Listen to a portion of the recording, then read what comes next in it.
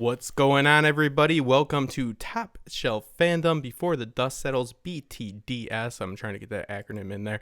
Can everybody hear me? Can you hear me, Axe? Yeah, I saw you think about it if it was correct or not. Yeah, I think it is. I'm pretty sure. The fever's gone. So I am here along with my co-host, my pessimistic co-host, Hax Dogma. Say hello to everybody. What's going on, everybody? Hax Dogma here. Thank you so much for having me, Justin, and let's get into it. Absolutely. Special guest, Mackenzie Ill Burns from the Episode Club. Hey, everybody, and yes, happy to be here along with you, Justin, Johnny, and of course, Hax. Let's talk about this crazy episode. My mind is now blown. Blown is, that's where I'm at. Johnny B. Crazy, Johnny Brager, Behavioral Tech. Introduce yourself and tell us a little bit about the episode. Give us the tech specs, brother. Well, yes, sir. I am, of course, Johnny Bragg from House of the Conqueror, and let's get right into this, guys. Westworld Season 3, Episode 4, The Mother of Exiles, the 24th installment in this series, is 60 minutes long. It was written by Jordan Goldberg and Lisa Joy, directed by Paul Cameron.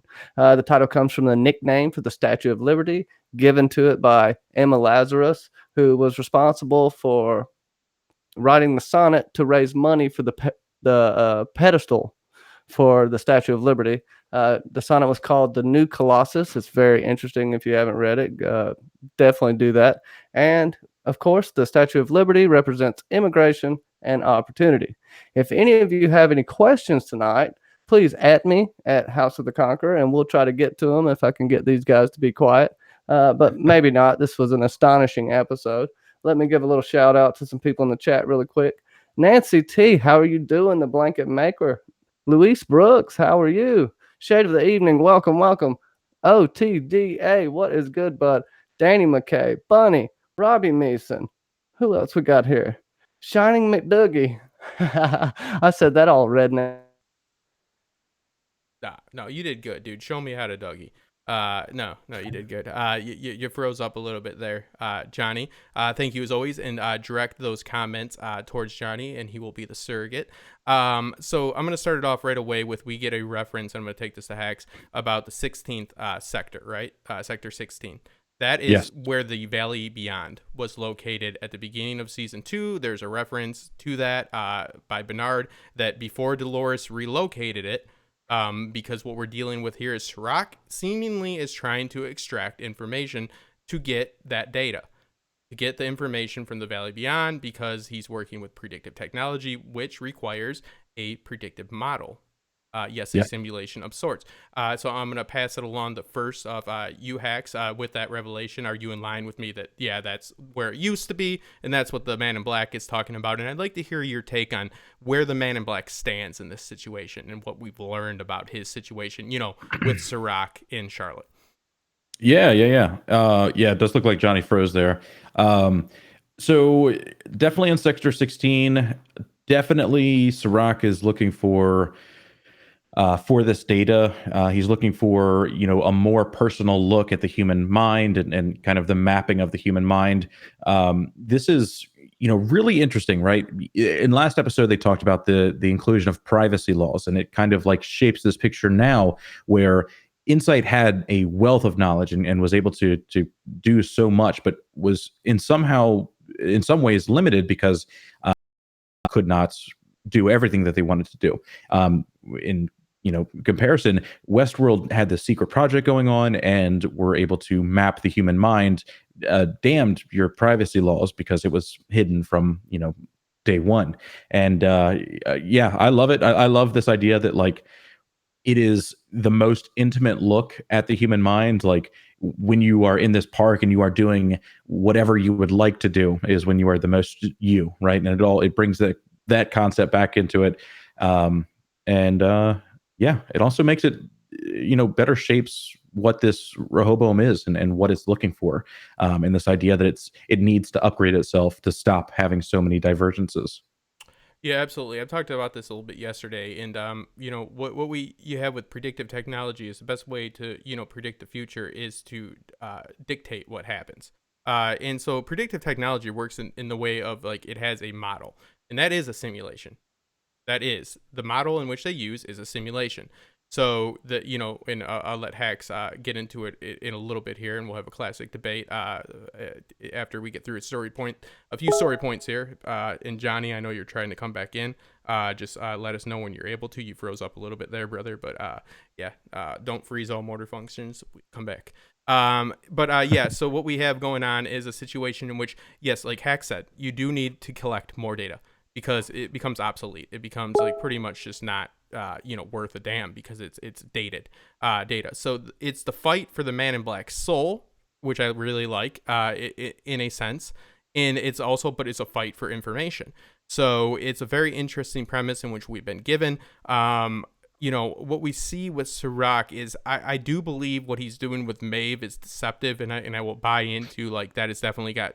I mean, we know for sure at one point it was a simulation, and I wouldn't put it past because he is in a scenario in which he does need to like get information out of Maeve. So like an interrogation, one of Hax's theories last season, one of the big ones was the cradle, the forge. What was the exact name of it? Cats in the Cradle. Cats in Cradle. Yeah, very good. Like, and this kind of like is along the same lines like of it. Like it was it was kind of like, like they were interrogating Bernard is what Hags predicted very early on. Like, but we kind of see that happening now with Maeve to an extent, like for sure, like to an extent in the first episode or the second episode, I'm sorry, the Winter Line, we see the cat in the cradle like kind of play out. Right? I think you'd agree with that. So it's a very interesting situation because Serac seems to be trying to, get this data because he needs to keep his system updated. It's like your Windows update that he keeps ignoring and he can't ignore it anymore. So we see the Man in Black is plagued by this this hubris that leads to immortality of trying to live forever, but also blurring the line between reality and simulation reality and all this like what is real, what isn't, transferring your mind into a non-biological being and so forth, and it's really coming to bite him in the ass. Surprise, surprise. I think one of the messages of this story is don't try to live forever because that's going to be one fucking shitload of a shitty life. I'm going to take it to Mackenzie. What do you think before we get deep into it about the revelation with the Man in Black and Serac's relationship? Because he made the connection. I think they made that clear that he did make like a connection, and he had a deal with Insight. Are you freezing too? Oh, Did we lose somebody else? What is oh my god, am I in a simulation? No. It's no. you. You're Serac. You're Rehoboam. Yeah, put your glasses on, motherfucker. Right. What is happening Yeah. here? Honestly, It's Mackenzie, if you come back, just interrupt me. But it's really interesting, this previous data. It's described as this taste of data, and now they're coming back for more, and they want it. And my most recent video, I talk about this upgrade, them wanting the data for this upgrade, and I talk about kind of the times of when everything happens. And I think it shapes, now that we know that William is the one who initiated this, it is really interesting. Like, I think we need to see that. I hope that we see that conversation, how, everything transpires to make William want to do this out of what is essentially an emerging company that he is creating, and why he had or wanted to sell this data so early on. And also, I don't know, because it's also really interesting that Rehoboam could not, they have this data set and they see the variables that are being collected, and they see, how this like true representation of self is acquired. So what do they need the actual data for? Like, would they not be able to reverse engineer like the same methodology of collecting this data? And because of essentially like the entire planet, or a large portion of the planet, uses this insight company for various things. It's really odd that like simple privacy laws would then prevent them outright from just being able to do whatever they wanted to do. yeah, and there is a lack of government now, which is interesting as well. It's meritocracy, and it's like kind of like an East India Company deal. Like they've tried this in the past. It did not work out. Like there is a very, like, people talk about the lack of human beings in Westworld. Let's talk about the lack of government. Right? Like it's like this corporate structure that seems to be in charge of everything. Rehoboam Insight. So what I'll say about like them needing new data hacks, and I think that we're in line on this, is yeah, they do need it, because like you have to have the most up to date model. Now, what has changed recently? There are artificial beings, Dolores, in the real world. So like these are variables that you definitely need to inject into your model, else that test model is worth a shit, because it's just not going to work. And again, they try to dictate what happens. So having a variable like Dolores in the world, and we're going to get to the big, which I think is actually beautiful. I was predicting Wyatt, and I had a philosophical issue with that, because I didn't like the idea that they were going to separate Wyatt from Dolores, because it's like Wyatt was a bad experience like in Dolores's life. Just like she was pre-programmed for Dolores, the wanderlust Dolores, on the farmstead as well. And yes, Arnold made her very heavy-handedly, programmed her to do what Wyatt did. And then after the fact, Ford went back and made a narrative about it and told other people about it. So that experience is part of Dolores. Like that is not separate. Like she is just as much Wyatt as she is Dolores. So I think this is such a perfect mix that we find out that she has replicated herself. It makes sense. It fits, and I really do like it, and it leaves the door open. We'll get into it in a few about like other, I want to know what you think, hacks, like about like having Angela, having Clementine, like we talked about before, because I made the argument yesterday that like, guys, I love it, and I love speculation, and I love great theories, like I love hacks' theories, you know what I mean, like the right ones and the wrong ones, because whether or not they're good storytelling and it's fun, but like if you found out that okay, Hale was Clementine, that's a shock and awe for the moment. But after that, how long does that take to wear off? Right? Go ahead. But how long does it? No, I was pointing. Costume Co. pointed out the Baby Yoda in the wall. Sorry. Oh no, I didn't know. I thought you were raising your hand to say something like in a class. No. First off, not necessary, brother. Like you don't need to raise. Like please don't raise your hand. No. Okay. Yeah, I got you. Yes, Yoda. Good picture it is. But yeah, like it's like that would wear off very soon. Like that would be not a advantageous payoff for the story. Like so like this really is good for the narrative, it's good for the story, and it's nice for the shock and awe. So I really like that Wyatt and Dolores have not been separated, but it is all Dolores. So they're trying to get this information in which Dolores obtains. And this goes back to the Sector 16, in which the Valley Beyond used to exist. Now she knows where it is. So Maeve is goaded with what? The allure, the same type of deal that the Man in Black is dealing with, of choose reality or choose this, simulated blah blah blah world, and we can do the allegory of the cave or that, but your daughter, right? Like, Yeah. because if you find this for me, I can put you in an advantageous situation. And we do know that Maeve has chosen the park before. So it aims, all roads lead to me that what Dolores is doing is happening in the real world. I think that, yes, it's definitely possible Serac is definitely running simulations with Maeve to manipulate her, but I don't think the real world is a simulation because of the fact that, like, if he had Dolores, in order for this to be a simulation, what we're seeing with Dolores, you either have to come to the realization or the conclusion that Dolores is captive by Serac, meaning he has her but needs to extract data out of her. I think there's far less complicated ways to do that, and other than what we're seeing, are that this is a model, a simulation in which there's pre-existing data about Dolores and it's playing out, which is kind of weird. Like, it's like, okay, so we're seeing like what the simulation would project, which is not really even necessary. It would just run the data through and it come to a conclusion like a predictive model actually does with this technology in real life. But I think what we're seeing is a battle of the heart, but also a battle for this data. And I think that it is necessary to get this data. And the Man in Black has to play a role in this. But where do you stand on this, Hax? Where do you stand on the real world as of right now? Yeah. So, I mean, there's last episode developed this idea of a mirror world. So we know that a simulation exists, and we know that there is two copies of the same world that run in tandem together, and or not theoretically in tandem, but they, because one moves so much faster than the other, right?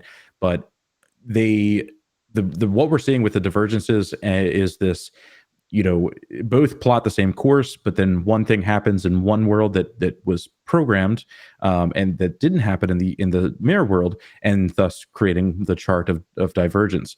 And so it's like that. It's not that there is no simulation; it's that it's very hard to see what is simulation and what isn't, right? And before we had this concept of an aspect ratio, and in episode 3 they showed us the scene of Charlotte Hale, who we now know as Dolores, seeing the same exact scene, and very, like, a single line changes in that scene, and one, she has an all right reaction, she doesn't really do anything, and in the other she has an emotional reaction, and then the very next thing that we see is her strangling someone to death. Like, I fully believe that we're seeing the world, right? But we're seeing the mirror world, what's being simulated, as well as what's actually happening. So you're proposing that what's happening with Charlotte Hale is part of the model, the simulated model, but what's happening with Dolores is in the real world. Is that what you're saying? Nope, I'm saying we're seeing the exact same things at the same exact time, because we saw Hale witness this simulation. I'm sorry. We saw Hale in the simulation, right? And the reason I think that the condensed version was Hale in the simulation of last episode is that it had no emotion. And the one thing that we're seeing repetitiously is that Rehoboam is having a hard time with emotion. Like, it doesn't understand human emotion yet. And I think that's why it needs that data. And the other example that we have of this is when Lee Sizemore is plotted in Maeve's world. Lee Sizemore, who did something out of the kindness of his own heart because he ethically thought it was the right thing to do, was then, masked as a simple man trying to, do something for a love interest. And that's where Rehoboam fucks it up. I'm sorry. That's where he messes it up at, right? So I think it's the exact same thing happening here with Hale. And yeah, so it's all at the same time. Some is simulation, some isn't, and it's going to be a hell of a time to figure out what is what. Yeah, I mean, again, all due respect, I just think that it doesn't make a whole lot of sense for them to run a simulation with Hale and Dolores in that sense, meaning like for them to show us the simulation, because my argument is that they need to extract that data, right? So we're seeing the real world and we're seeing what they're fighting for. So Bernard is a third party. So we have Serac, and he is trying to get the data from Dolores. So simulations with I can buy into even as far as like what we saw with Hale, you know, because like you're making keen observations, brother. Like I like it. Like, you know, like the same thing you did the last season. Like everybody was looking, if you rewatch that shit, like everybody was looking at Bernard weird. Like, those are good observations. Did they come out to be true? No, they did not. But they're valid observations. Honestly, like as a director, like you'd probably be pretty good. You know what I mean? Like it's like, man, that's, you know what I mean? Like, that's cool. Like I get what you're saying. And I think that there's validity to it. So my argument against it is that there's no reason to show us the simulation of what's happening with Dolores and Charlotte, because since he needs information from Dolores that he isn't running, he needs to run his new simulation. So the old model can be used with Maeve. It can be used with all that. But Bernard is over there trying to do his own thing. He has a more ethical, in his opinion, way of doing things with Stubbs, which is, we've seen now again, like, you know, like playing God, he's using the button with him, even though I think it's fair, because I am worried about his alcoholism, brother. All seriousness, in that motel, he's drinking too much. Also, his fighting skills are bad. If anybody ever catches a limb during fighting, guys, you clinch. You don't ever use a shot. I'm dead serious, guys. You clinch. You never sacrifice one blow for body control. Just saying. But yeah, no, it was like a very entertaining fight. But yeah, I think that like what we're looking at is Dolores is interacting in the real world, and that's what we're fighting over. So like using the analogy, like or you know, the premise in which you're pitching, which has a valid, you know, you have valid reasons to believe what you're pitching here. But I think it takes away from like what we're fighting for. Get what I mean? Like, we're fighting for the real world, and we're fighting for like the evolution of the host, but also like the survival in the validity of mankind. Like, so like Caleb and all that, like I really feel like that is real. Like, I don't know, like I could meet you halfway. I agree. Yeah. Go ahead. Mirror worlds. Yeah. It's like, it's not to say it's not real. And Mackenzie, jump in if you know, if you have thoughts on that. There's two super chats if you want to address that, Justin. Oh, yes, and thank you so much. And Johnny, his internet went out, which, God, maybe this is a simulation. It is trying to dig us. I mean, it's all the people on the internet, man. This is a lot of people using a lot of network right now, and it's pretty interesting. Oh, speaking of the man, the myth, the legend. As soon as I said that, though, Hax, did you realize he appeared? I got cut off. Yeah. Am I God? You are. Maybe. Go ahead, Johnny. We got 2 super chats. Thanks for joining us. Sorry that you know, the internet in Alabama ain't working so good. Yeah, it's horrible. Did I even get to finish anything? Did I get cut off awkwardly in the middle of my presentation? No, probably? you were beautifully spoken, and you went away like an angel. You said, "Today I get to Oh, try out being okay, an angel." A perfect fade out. Don't tell anybody I farted when I went away too. Shade of the evening. Dolores is going to turn the simulation off. And it's one of the super chats. Thank you, Shade of the evening. Costume Co. Heidi. I love you both, Justin and Hax. We love you. Heidi, you don't love me. I feel sad now. Oh, so let's start with I'll that. take a gift basket. Let's run us free. Let's start with Shade of the Evening. Thank you, Kerri. That Dolores is going to shut the simulation off. This is something that I predicted, and that I'm sure a lot of people have. That is the goal. In order to free this world, she must, you know, strip it from this you know, Rhea Bowen. Rhea Bowen has control over the world. She must strip it from it. Mackenzie, how do you feel about Dolores's? I mean, obviously, overtly, it's been stated that that's what she's trying to do. Do you think that that's what's going to depict whether or not they have free will or not? How do you feel about Dolores's mission? So we have, as of this episode, we got more pieces to the puzzle on what actually she's going to be doing. She stole all of Liam Dempsey's money, and there's the process of making him into a host. So turning off the simulation seems like it's the plausible end of the season trajectory. I don't know if that's going to happen because we have to bring the clash of Maeve and Dolores together, which will probably end up, that's how their fight is like over turning off the switch or not. It could be as cliche as that. Because they're But stripping Maeve of her daughter. She has to make a choice over humanity, in which she has little contact with or in connection with, versus her daughter. Also, I kind of misspoke because she said turn the simulation off. So I'm gonna take that as how I depict it, because for all intents and purposes, in my opinion, in a predictive world such as we're being shown, it is a simulation. You know, like they're being simulated because every single action is being, controlled by Ray Bowen. So if you mean the simulation is going to be turned off, mean the predictive technology is going to be, vanished from the situation, then yes. But if it's a, literal simulation, that is a little bit different. But I don't think that's where she's going. yeah. Yeah, like if it's an element of this, like the simulation doesn't affect everything else, then sure. But if it's like we're saying is if there's two worlds is what I mean. And if you shut one off, the other one still exists. But if the simulation runs every single thing like we're kind of being shown, then that's a problem, and then that shuts down the entire world and it implodes everything that the society has built itself upon. And then what is there? Nothing. And then what is season 4? If the simulation of the show goes down, then that makes sense if it's a series finale season, but not necessarily when there's like at least 2 seasons afterwards. So I like that, Mackenzie. So that brings us back to, Hag. So like what you said is you believe we are seeing, like, in essence, a semblance of the real world, right? So like, what can you be a little bit more specific about, like, what you think the real world is? Because I think you would agree that the stakes are kind of out of the picture if we don't have some semblance of the real world. I think everything that we've seen is happening in the real world. Okay. I think that when you get 2 scenes, though, then I think that's the first divergence that we've seen. I think that's maybe the first mirror world footage, right?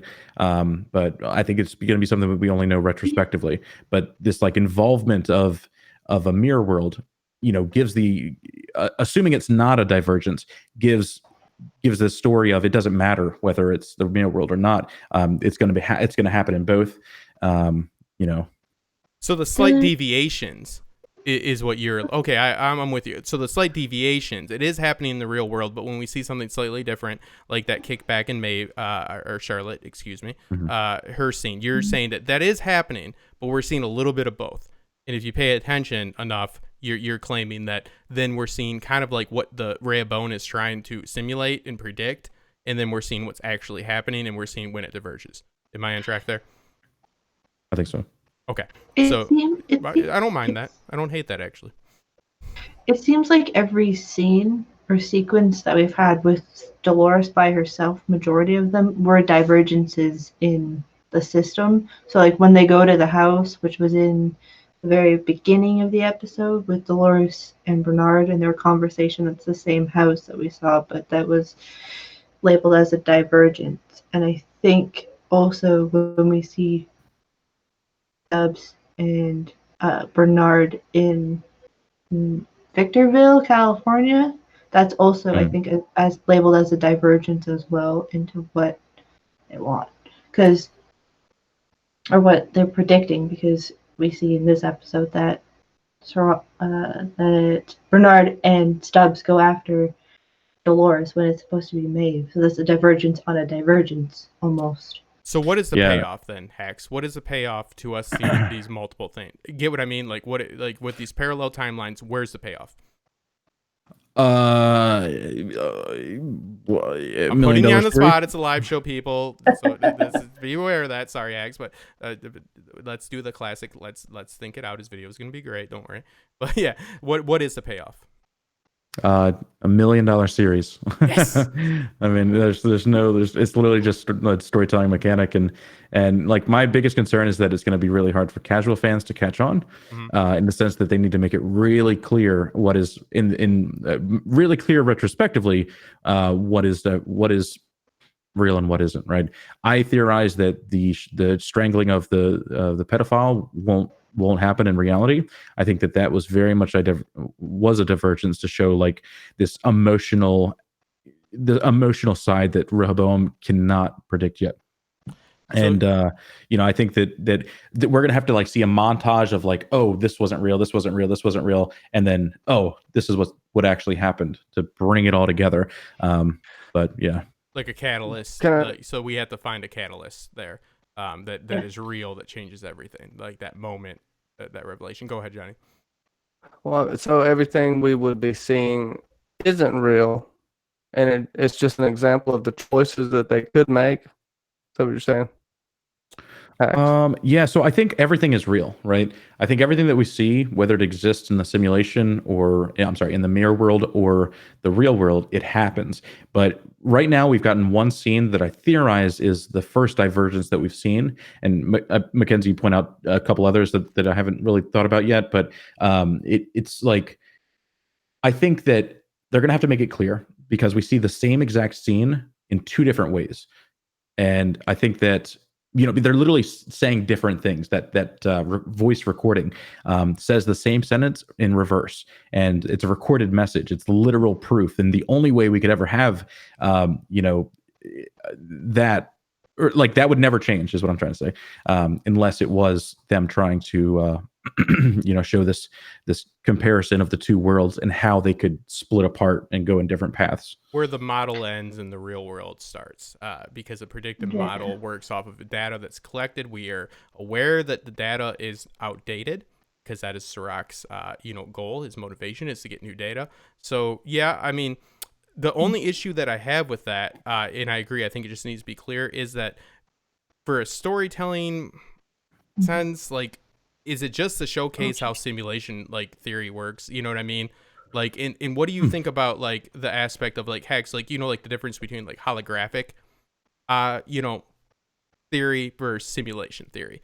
Like, there is a difference between just like running data through the actual technology, through the computer, through the database, and then a holographic projection of what's happening. For all intensive reasons, I don't think that we would see physically this happening. It doesn't need to do it. It just runs the data. There is a distinct difference between a holographic situation and a simulation. That comparison is not one that I'm familiar with. But the difference between holographic and like simulation, like I don't, yeah. What I'm getting at is like, why would we see? Because like they would just run the data, right? The data would just be ran. Like, so it would just be ran, and the predictive technology would run it through the module. It'd be ran through using the algorithm with the parameters. The holographic theory is meaning like it's going to project, like, and we're going to see what's happening. And I get, for a storytelling sense, maybe they could show us like the data, but it's not really an accurate representation of how that technology actually works. Like, for predictive models, because I mean, yeah, they run the numbers. At the same time, it's a machine that predicts the world, right? The amount of data you would need to theoretically build a path for every human and every interaction and grain of sand and all of that, is an unfathomable amount of data. But so it's all sci-fi. It could be fucking binary for all we know. Like this idea of like of just like running a simulation of events that give you the best outcome is something that I've worked with before, but it's like I think they need to show that somehow, and I don't think it's going to be just like a script that says, hey, this happens this day, so I think fair enough. Thematic issue. For all that. Go ahead. Well, we got a question in the chat, and also I'm just going to make an alternate statement. We do kind of have the mirror world in our faces every single episode with the Google glasses. I'm just saying Google glasses. That's not what they're called. But they are actually seeing projections of the future, seeing it played out. It was used as a torture device this time. And this goes into Still Rain's question. Did we see any of the mirror world scenes in this episode, do you think? Well, to go with the glasses, I don't think that's the simulation that we're seeing. I think I think that is a theory that's out there in the sense that Serac could not be real and just simply the avatar of Rehoboam. But I take the simulation, or I'm sorry, I take those sci-fi glasses as something that's entirely doable in the next 30 years. It is Google Glass. That is the name of the technology as of right now. It exists. Yeah. Google Glass. Yeah. But it just looks really nice, right? Like we see, yes. yeah, it's like it's FaceTime essentially, but through the glasses. And I agree with you on that actually, because it makes all sense. If Serac is running this predictive technology and is in charge of Rehoboam, why would he put himself in the same place physically as Charlotte? And like I mentioned yesterday on my independent stream, or with my two good friends that joined me at the last moment. But like she put on the glasses beforehand, so it wasn't like she showed up somewhere and like, oh, where's Serac? Like she knew that was the way of the situation. It's just like, Hacks, I'm gonna call you video call, right? Like, you're not expecting me to show up in your fucking living room. Like, you're gonna go ahead and turn on the computer and do the call. So she puts the glasses on. So I really, I mean, like, I think that like that adds to it, and that's smart storytelling, because because a lot of the fun of Westworld is this vast speculation about it. But I'm with you. I don't think that's we shouldn't take too much from that, because it is technology that exists, and it's technology. Nobody's being surprised by the way in which he's appearing. That's a setup. It's like I'm doing a video call. Go ahead, Mackenzie. It's set up differently than in the first time we saw them being used, because Serac was like, this is the option if he doesn't give us any information. It was like what he was being shown first, and what happens if he does, which was different from in the first time when Dolores used them, and it was like, this is your past and not the future. So it's just a slight switch, because they were showing two different versions, which could be like the divergence, because I think they labeled that sequence beforehand as a divergence, like when they flashed so it's like almost building upon like that's not what they expected to go to, or the system didn't predict to go there, but they did. So maybe what the character was being shown was actually the truth, and that was just a divergence off of what happened. I don't know.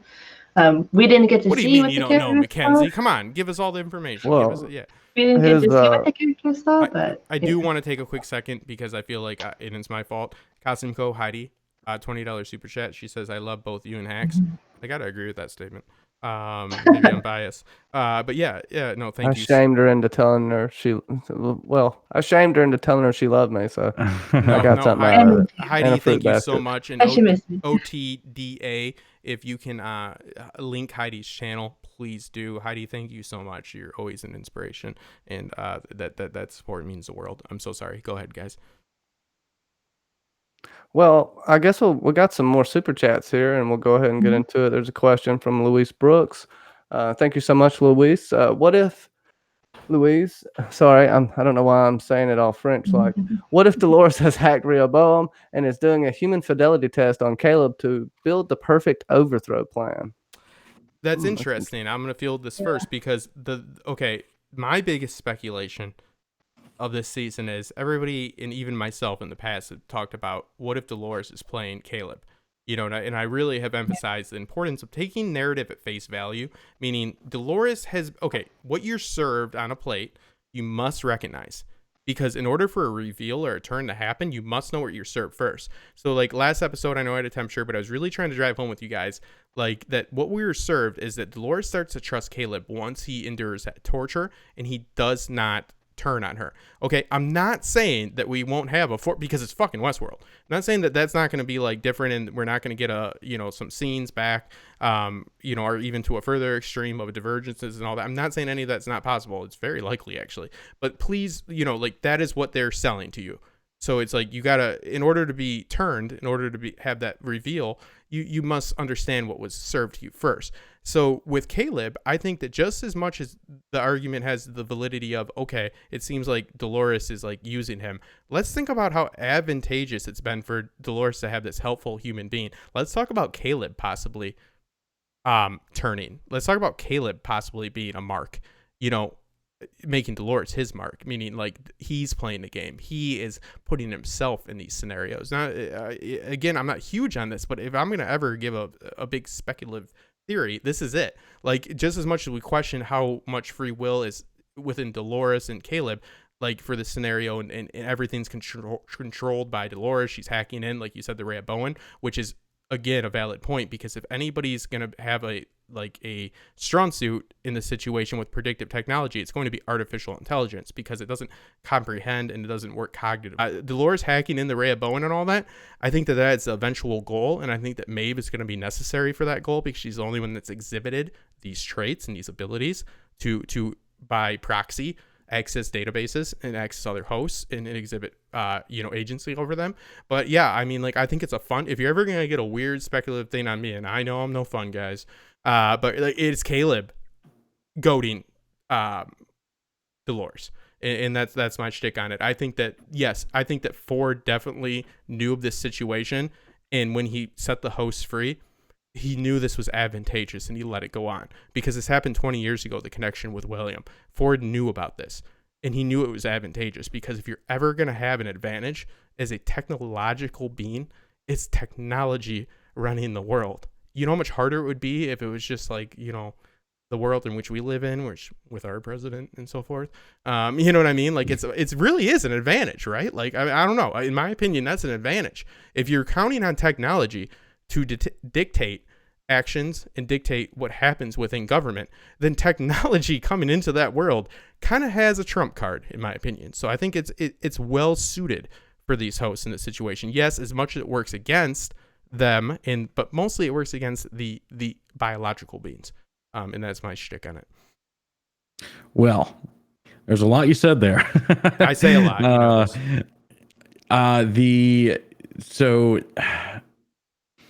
Not sure. Let's start with Caleb. Caleb. Yeah. So, no way. What the hell? No way, dude. If Caleb is like this mastermind of the whole thing, I mean, it'd be a shocker, right? But my one, yeah, I don't know. My one theory, Hacks. You can't go with me on it. That's the only time I take a leap. Come on, it's not that. You got to theorize more, baby. Get going. Yeah, Continue. Caleb. I don't know. Like if Caleb is playing Dolores, then we are missing a giant section of this show still, and we still have 4 episodes to go. Totally doable, but yeah, I don't know. I read this as very much a manipulation of Caleb, because here's the whole thing. I think if like the scene plays out as they're developing a legitimate relationship, and that I don't agree with. I think it is wholeheartedly Dolores making these manipulations of Caleb. Like we see that she turns on, she accepts the damage. She has these pain receptors that she could turn off, feels the bullet wounds, collapses into his arm. He calls the ambulance. She literally touches his hand to make sure that he goes with her. The Rico people come. She's instantly able to just, slice some people up with a scalpel and then take off in their car like nothing happened. After she gets a couple of pints of blood, and then she slowly hobbles to the car, and then crushes her dead. Yeah, like throw that in there. Yeah, that is important. No, but what Johnny is saying though, Hex, is that she is not actually as active as you're saying. She actually does. I've rewatched the scene. And trust me, I was so like, I want this to be a real relationship. Actually, you know what I mean? I'm just saying that if there's ever going to be a theory, I think the turn would make more sense with Caleb rather than Dolores. But like, as you said, I know how you're saying she chopped them up all quick, but I'll challenge you on that because she actually is hobbled. Like, I don't understand why, but if you rewatch that scene, she stumbles out of the ambulance, and Caleb catches her. Right, a perfect damsel in distress play, exactly what she wants. She walks over, and then the next scene, she is strutting in high heels, picks up a man, takes no resistance in the motion of his weight or the motion on the ground, and literally drags him to the car. Right, picks him up. She limps to the car, actually. No. She limps to the car in the single scene that we see from her leaving, the single camera shot that shows both her and Caleb. The second camera shot that we see is her feet and just high heels going, and the body dragging across the ground, and then cut to face smashed against the steering wheel or whatever authenticates to drive. Quentin Tarantino, it sounds like, with all the feet, Quentin Tarantino. But I think it's fair to say that they're depicting that she is hobbled, Hacks. That she is, for some reason, I can't fucking explain to you why, brother. Like, I don't know why she would be. It doesn't make sense. Even if she was. It doesn't make sense. I'm not saying it makes sense, but I'm saying, like, she is, like, enabled to a degree. She's not like, I don't think it's like as good. I'm not like going against like, because I think it could have been sold a little bit better, but it's like I don't really even understand how she could be, because she doesn't necessarily need the blood by any means. It's all these things that they have set up for her. No, But this yeah, isn't Twilight. Johnny She's has a not good fucking- point. She's Maeve not is- working at full capacity. So they're selling to us. They're selling to us that she is in need, and he is like you did say, damsel in distress, that he is helping her legitimately. They're pitching that to us. I'm just saying, accept what we've been served. I think we'd be a fool to eat it with a fucking shit grin on our face and say that's what's happening. In every case, I agree on that. But yeah, I think she is hobbled. And again, I want the story to be, because Caleb is the embodiment, guys, of humanity. He is. So it's like, this is not a story that is shitting on humans either. So it's like, really to put like, Caleb in a situation where like, it's all some contrived, manipulated situation by Dolores, really kind of, I feel takes away from the thematic issue and the theme of the series. In my opinion, I think it hobbles the story. It doesn't help it. I think that Caleb, why are you laughing? Costume Code just said, I'm going to take a drink every time Justin says hobbled. As you say hobbled again. It was like the greatest timing ever. Oh, I'm sorry. Yeah, I was like, what the fuck, man? Yeah. No. All right. Yeah. No. Yes. Please do. I'll take one with you. Let me get one. But no. Okay. So like, I just feel like that this is one of those sticking points. Like, where it's like, if you take away the agency and you take away the free will of this situation, this is the one situation in which is necessary to play out organically without this deterministic, predictive, dictated, sense of, action. Meaning like everything is played out like due to manipulation or Dolores doing this or that. Like this kind of like, it's the one organic thing that's happening in this very fake world. I'm even with you on some of that shit with Charlotte Hale could be with that mirror world. I'm not against that, because that doesn't really take away from the story. It just shows us kind of like, I think a false depiction of how that technology works, in all fairness. But again, it's a show, it's a series. Let's face it. How do the bullets work? how does a lot of things work? You know what I mean? So like, I just feel like, I feel like it's like the emotional spine. You get what I mean, Chris? Yeah. No, it's like, it could legitimately be a real relationship, right? And those two beings coming together and showing Dolores the pleasant side of humanity. It's not just billionaires raping women in the park. It's love and tender and embracing your child for the first time, something that Dolores would never be able to understand. And having that with Caleb is very beneficial to the story. Like the first trailer breakdown I ever did for this new season literally said that exact thing, is that we need this character to reshape Dolores so that we don't hate Dolores. Mm-hmm. It very much ended season 2 with us, seeing this monster, realizing, like, rooting for her at the start, like, murder everybody. And then we're like, oh, maybe not murder everybody.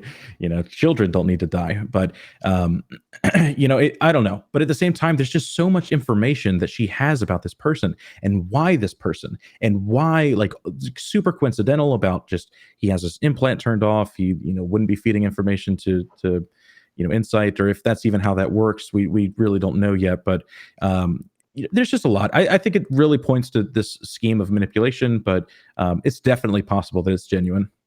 Yeah, absolutely. And I think it's fair because, in the grand scheme of things, what's the chances of you run into it? But I think that's kind of what they're kind of playing off of, because they know it's a little bit like hokey. It's like, what is the real chances? And it's like, this is the first time they've both seen something real. So like, I'm not like, I think this is where we run into the issue of like, it is a story. They have a narrative in which they need to push. And this is the way they're doing it. Is it a little bit convenient? Yeah, because that's how story is. Story is life in retrospect. It is not, actually life. Like, it doesn't have the days where you stay in bed or blah, blah, blah, or go putt-putt golfing. Caleb's not like going putt-putt golfing one day or like, in his bowling league and shit like that. It's like, it is a condensed life. But let's talk about the other side to this. Let's talk about what I found most fascinating, and I'm going to admit confusing on first watch. Really quick, Justin. Yes. Let me get to this super chat really quick by Shade of the Evening. I'm going to run this one by Mackenzie, if that's okay. She says, not everything's a simulation. Serac has to enter the data indefinitely. That might be more for Hacks, but who's the mother of Exiles? Love you guys. Hacks, all Dolores. Donnell predicted it. Who do you think's the mother of Exiles, Mackenzie? Give us that soft-spoken truth. Dolores is going to view herself as the mother of exiles, but is put in the personalities of the people that she trusts the most. It's going to seem like that because that's what the episode is kind of based itself around. But we're going to come probably next episode or until the end, and it's going to be Maeve, who's the protector of everybody else against Dolores, because Dolores, as we know, has put all of the copies in herself, which is not really an exile unless an exile is one person, but multiplied into 5 people, while Maeve is the protector of the people in the Valley Beyond. She wants to get that information and then protect that information at the same time. Probably from Serac at the end of all of this, because he wants that information based off of the conversation that they had in Singapore. But I feel like it's overtly going to be Dolores, but in reality, it is probably Maeve. That's the long and the short of it. Maeve has always been the mother, from the time in which she was on the farmstead to the time in which she was the madam. I know this from personal experience. I've spoken about it before, unfortunately, and I've seen it. It's disgusting. But madams at these types of organizations are very much so the mother. They're the house mom. And she was a mother to Clementine. She was a mother to her daughter. She is very much so the mother. Like you said, I totally agree with you, Mackenzie. That's brilliant. Dolores is claiming to be the mother of exiles, but she doesn't trust anybody. She's not bringing anybody else with her. She's trying to still own it. You know, can't go up that creek. Got to bring guns. She's Rambo. I feel like definitely Dirty Harry. I feel like there's a story there, Justin. You should enlighten us too. I don't want to get it. Brother, I've lived a life, man. Were you the mother of a whorehouse before, Justin? That's no, I worked as a DJ and entertainment director at a strip club on 8 Mile in Detroit, and I unfortunately Carol Baskins. Carol fucking Baskins. I dealt with the issue of seeing women that were young women that were manipulated and taken advantage of for money by a wife of, a mother of one of the daughters, and she recruited a series of girls into an escort service that she ran out of her house, and she brought them to the strip club, and I found it disgusting, and it became very, very disturbing because of the way in which they spoke about what they were doing in a very normal, like it was just like, okay, it is what it is. It became like this normal thing that they could just talk about. They tried to normalize it, like make it acceptable when it was just these people being taken advantage of. And the house mother worked as a manipulator, but she also worked as a mother. It made them dependent, and I found it to be very disturbing. And that's why I got out of that business. So yeah, there is a story there. It's not a good one, and it's very, very disturbing. I feel like you could. Louise Brooks has a great comment really quick. Maeve is the real mother. When Yakuza Dolores accused her of abandoning everyone, it hit her to the core. Hit her core truth. I can't read tonight, but thank you so much, Louise. Complete nonsense. Dude, I was just like, no, what? Maeve was the only one who's ever offered any host a choice ever.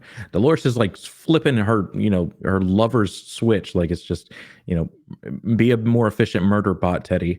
And, oh, that doesn't work. You're going to, kill yourself now. Then, well, now I'll grieve. I wish I'd, acknowledge that you are an independent person with a independent host with a choice before that. But, Maeve is the only person who's ever given a choice to anybody. I don't know. I interpret the mother of exiles as like, the pinnacle of being exiled, right? Like you're like, wow, that is the mother of exiles. That's the worst exile we've ever seen. That's like, and before this, I kind of shaped this idea of it being William, as if he was in exile after his time in Westworld and murdering his daughter, and this kind of mental break that we see him going through.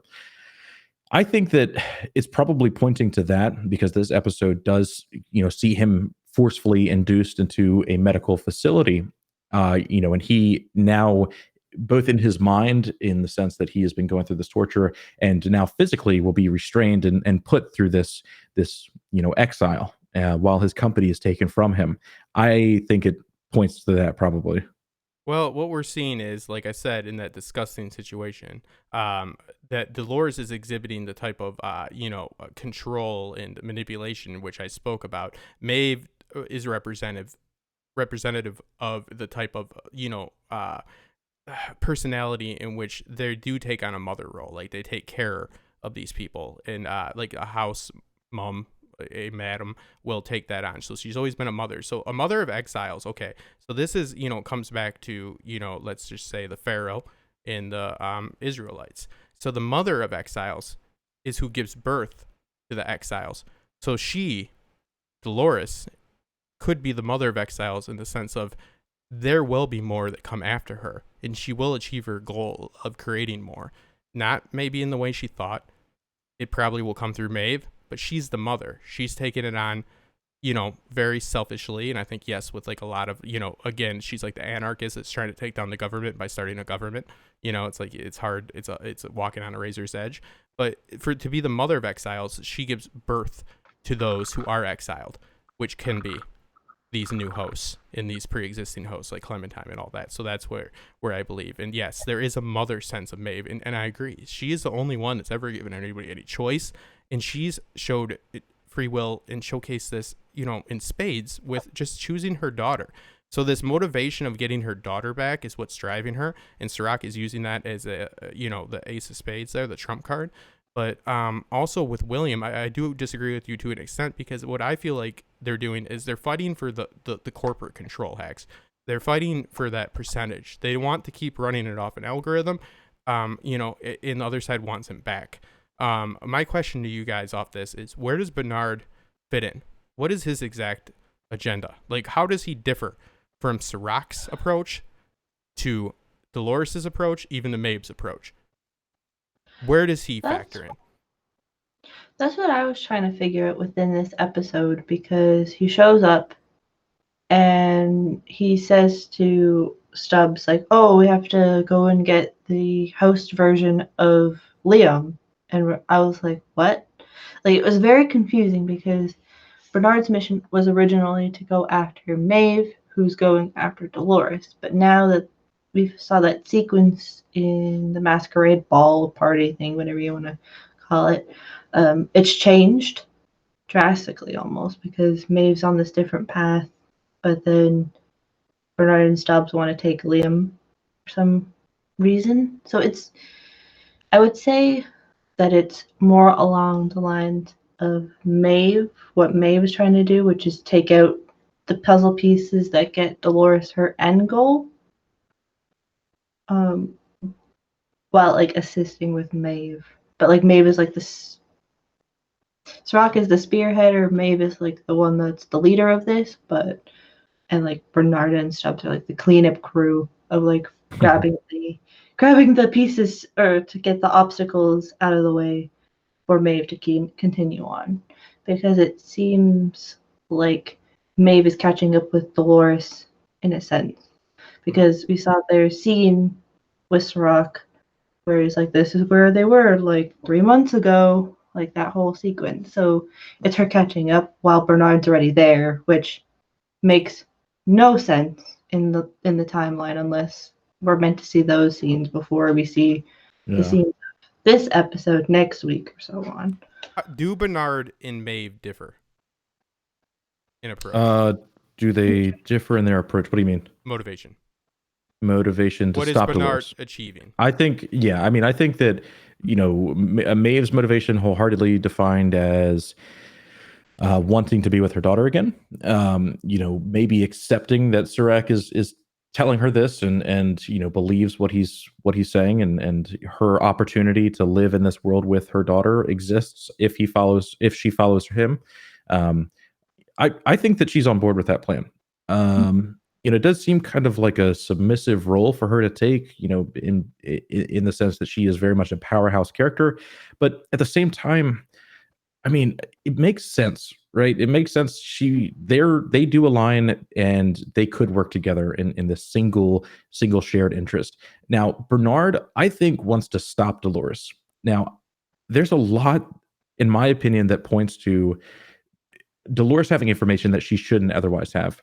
In this episode, a line, and I may be misquoting this, but it was like, your friend is here ahead of schedule, or too soon, or something like that, and pointing to the fact that it was Bernard and Stubbs entering the room, and when they weren't supposed to be, giving us that information that they were calculating Bernard to enter into the story at a different point. Again, all pointing to Dolores having control and making this master plan long before any of these actions took place. I think she is controlling the string. I think she is Ford controlling the strings of season 3. Like, and maybe that's it, dude. Because like she even points to her head, does the Ford thing, like where God is a creation of mankind, and where our beliefs come from. Yeah, I don't know. I think it's possible. Yeah, I think they both are on the same trajectory. It's just they take it in different sequences. Like with the whole Bernard and Stubbs scene, which throws off a lot of what we kind of expected from this episode coming from them, which was probably not a lot until maybe at least next episode. But yeah, the going up to Liam and it was like turn on freeze all motor functions, and it doesn't work, and it's like, oh no, like what? So they were gonna, so I guess in their projection she was gonna have there's a host version of Liam eventually gonna show up, but it wasn't in that moment where they have one, I'm assuming. So that is true, Mackenzie. That's about, they try to use that button on Liam. So I guess it's predicted that Bernard and Stubbs were going to take out the host version of Liam. But because it was the person himself, they're like, oh, I might as well have the real one. Yeah. It's like me pointing a clicker and putting pause when I'm pointing at a car. I'm like, what the fuck is that thing not stopping for? So yeah, like, I mean, that is wow, that's a very, I didn't even think about that. Like, why were they trying to use that on him? And because it was a subtle mention in the dialogue when they were in the hotel room of, we have to get the Liam Dempsey host, and that's how they had the tuxes, was because they somehow got into one of his cars, which had them in there, and like that whole thing. So I guess Serac then views in the eventual timeline. That's why I guess Caleb and Dolores were after Liam, which was to get him to then like make a host version of himself, and then that's when the switch was supposed to, I guess, happen. That's just it late. Yeah. And we have, actually, and I want to mention here today that Mackenzie, he has been right about so much stuff. Like she's a very soft-spoken young lady, but it's a soft-spoken truth, as I like to put it. I really want you guys to support these two, obviously hacks as well, we know. You know what I mean? But like Mackenzie, I want to get to 500 subs by next stream, next Sunday. And I want to get, please guys, Johnny to 1,000. That's about like I think you're both about 200 subs away. Please, let's make an effort to do that. I'm not saying that because it's just a number thing. It's because I really think you're gonna enjoy their insight. No puns intended, unless you want that. But yeah, like please do that. Let's try to get them there. Let's recognize these intelligent creators that have been putting in the work, and let's get them there. It's not a lot. So, if you could make that extra effort to go there and share their videos with friends, and help beat this predictive algorithmic determinism that we face every single day. So no, a very valid point. Hex, what do you think about that? I think that kind of blew my fucking mind, Mackenzie. I didn't pick up on that. Yeah, wholeheartedly. Yeah. It also, points to this idea that Bernard has information that we have no idea how he knows, right? Assuming that there's one like this that I think there's so much of this season relies on it. It's going to be how so much information is given to Dolores and so much information is given to Bernard, and really how the scene, I don't know. I think that yeah, it'll be interesting. What do you think about that though? Them trying to use the button on Liam. Oh yeah. I mean, yeah. It proves that they were expecting a host version, and as such, the information that they should not have known. So that puts them ahead of the timeline with Dolores, in your opinion, right? That puts them Bernard. on a divergence. He gets so wacky. It's a way that we don't know, Mhm. and it's off base on some kind of way. It's fast, man. You just fucking blew my mind on screen here. I honestly I don't know what to make of that. I'll get a video out. I'm not sick this week, but I'm gonna get a video out on that. That's gonna take a rewatch. So let's move it along though, because it's just embarrassing because I don't know what to say about that. But that's part of the fun of Westworld. That's very, very interesting that they tried to use that. That really has a lot of implications right there. That they tried to use a button on Liam. That really that's a game changer right there. I mean, it really is. Like, we have no indication before this, except for that subtle dialogue that you mentioned, that Liam is a host. So, man, that does change that. I think. Go ahead. Yeah.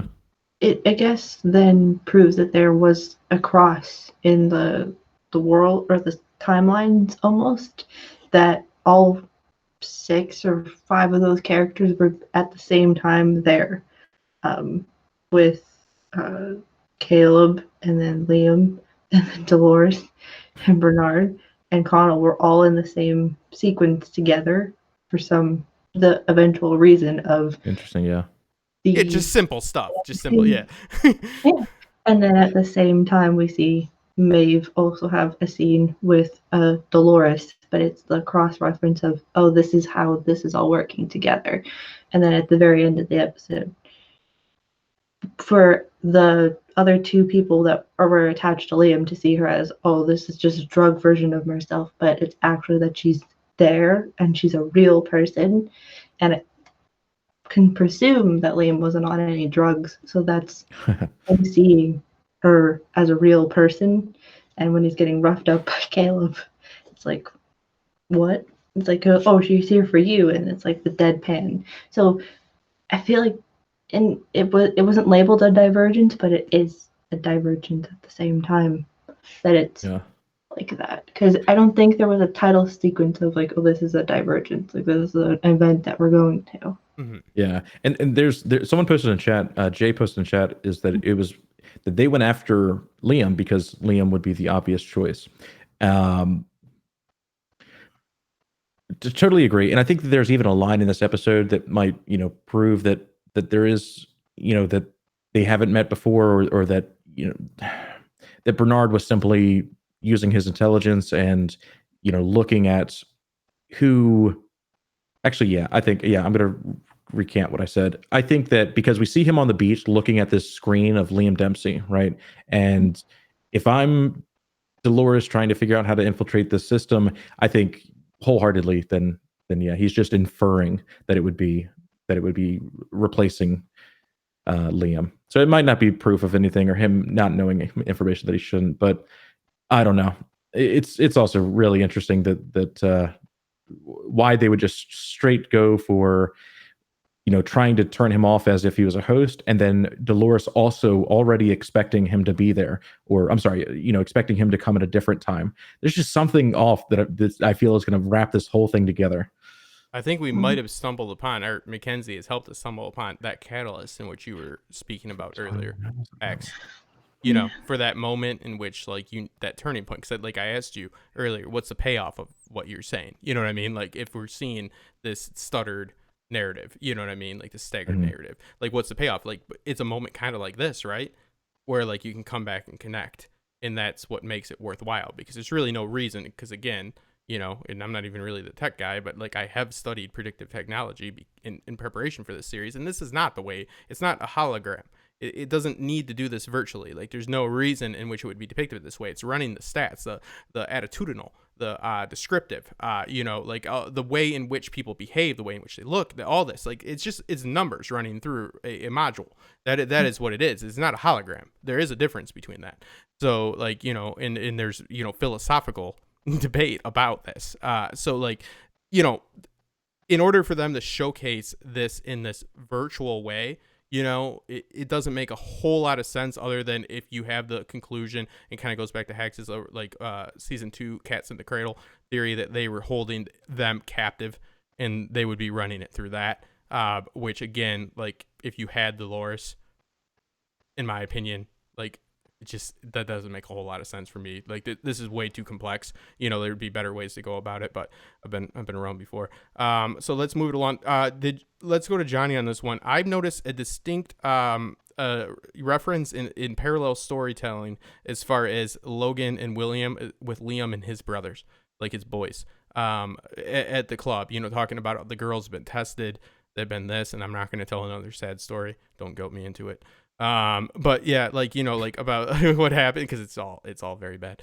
But you know, like about like it doesn't matter, and they're living in this deterministic world, you know, this world that's, you know, being pretty much just sold to the 1%, and they can do whatever they want and objectify people. You know, I mean, I think that's a big narrative here. Is this is much like the park. I think that the outside world is being depicted just as, you know, just as they're in there at club. That's like they're at the Mariposa.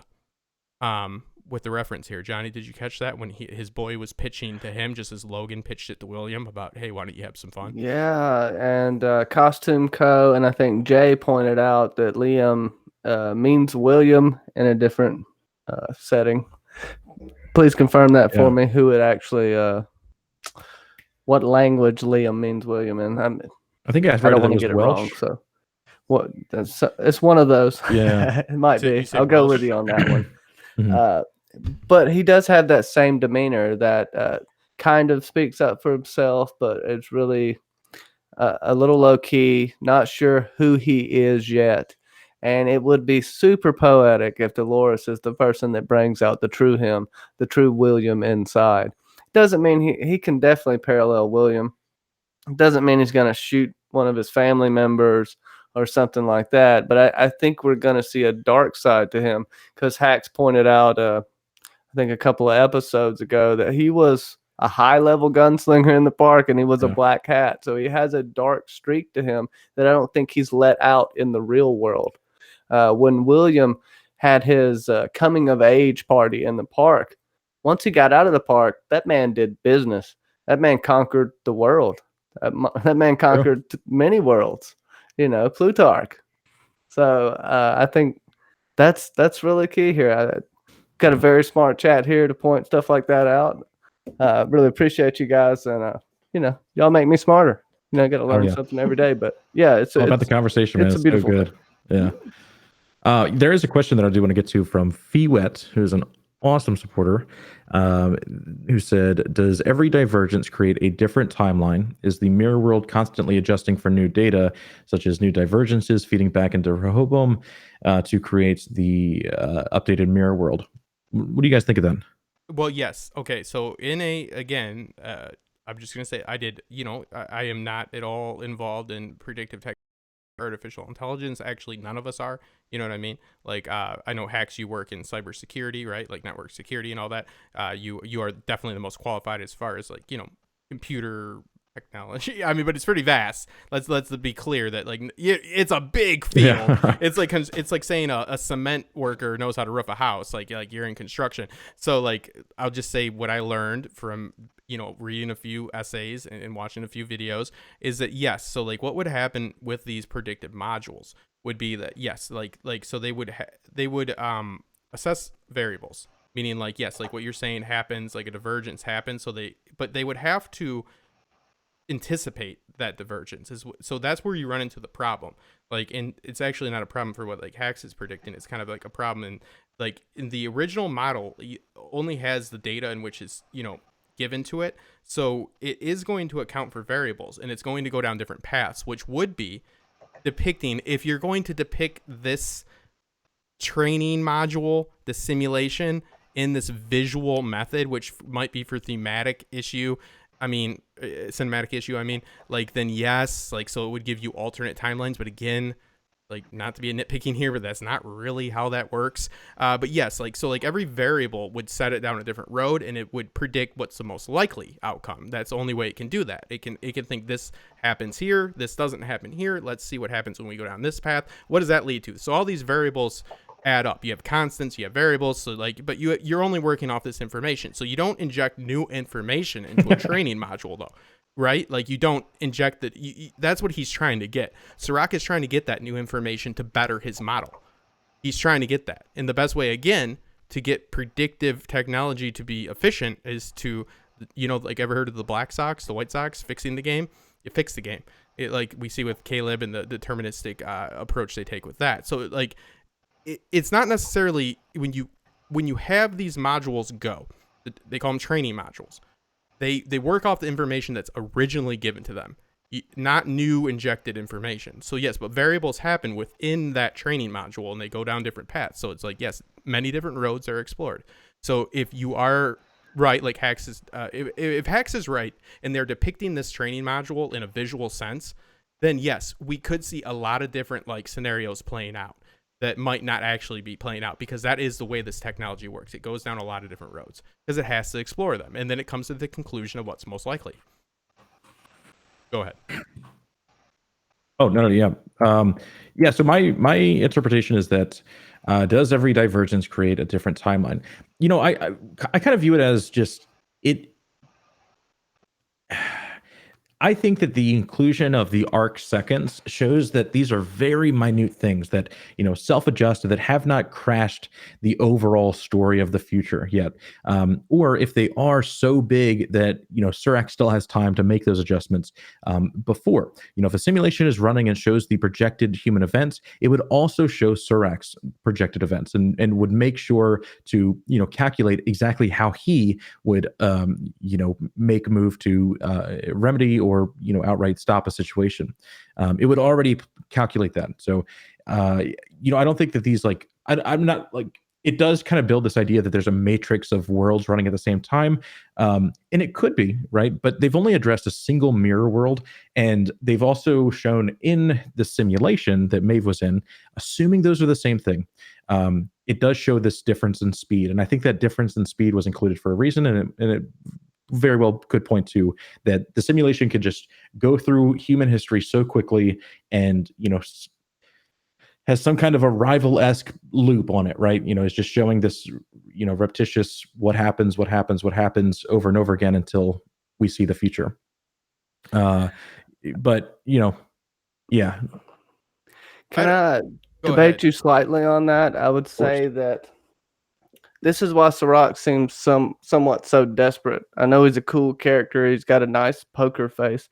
But this is the butterfly effect, in my opinion. Now, if you take a small pebble and you throw it in the pond, the ripple eventually reaches all areas of the pond. True. And I think this is what's happening here. And this is why he is entrusting Maeve, and he's not really has a magic button. This is why he's recruiting her. This is not the first thing he wanted to do. He was waiting on them, but it didn't seem like this is why he was waiting on them, because he literally said these things, wrenches in my plan, basically, when Dolores did what she did, when Maeve didn't leave the park when she was supposed to, and Bernard, all of his shenanigans. So I would say that there definitely could be multiple versions, especially that would be what could be Serac's one of his main problems, but oh yeah, my humble opinion. Yeah, totally agree. This idea that there is a matrix of simulations, and they know exactly what is happening in each and how each of these threads play out for the future of humanity, and he can just simply, go through each of these simulations and then pick which one would be the correct one. But I think if they do go that route, then they also might as well already automate that, right? Because assuming that Serac would be picking a single one of those, those ripple effect strands or simulation plots of the future to go down, he would have already done that in the simulation. So I don't think that we're going to get and we may, right? The Forge, these giant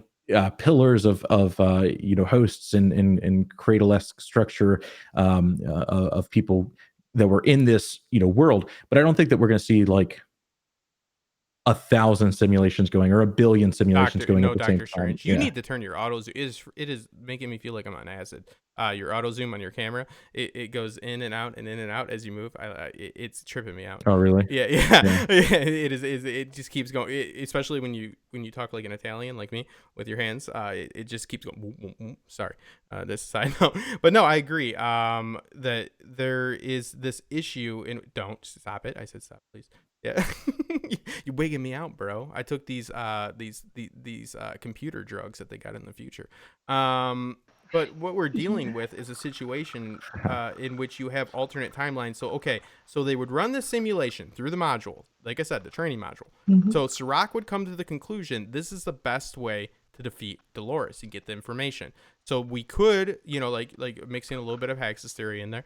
A part of this could be part of that simulation, and he figures it's a Doctor Strange-esque situation where he figures out the best method in which the module predicts for him to go about this situation. Because again, what it would do is run off the existing data that he has and to the best of its ability, within reason, depict and predict what's going to happen. So then he's going to take the necessary measures in order to make that happen. So that could be employing Maeve as he's done, letting Bernard do what he's done, and so forth. So yeah, I think that there's a Doctor Strange element to it.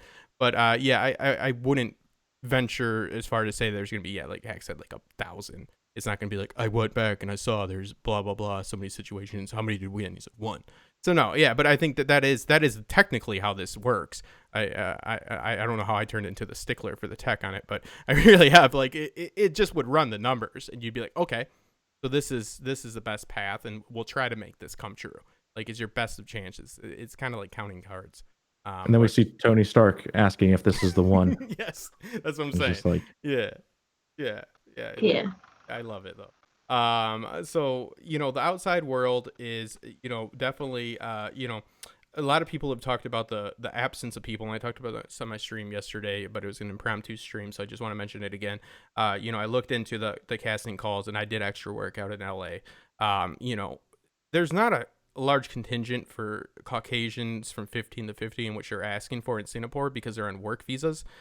You need people that are available for 4 a.m. casting calls. So I'm just saying, like, I see a lot of chatter about like the vacancy within this world, and I would just say, please take into consideration this is a production.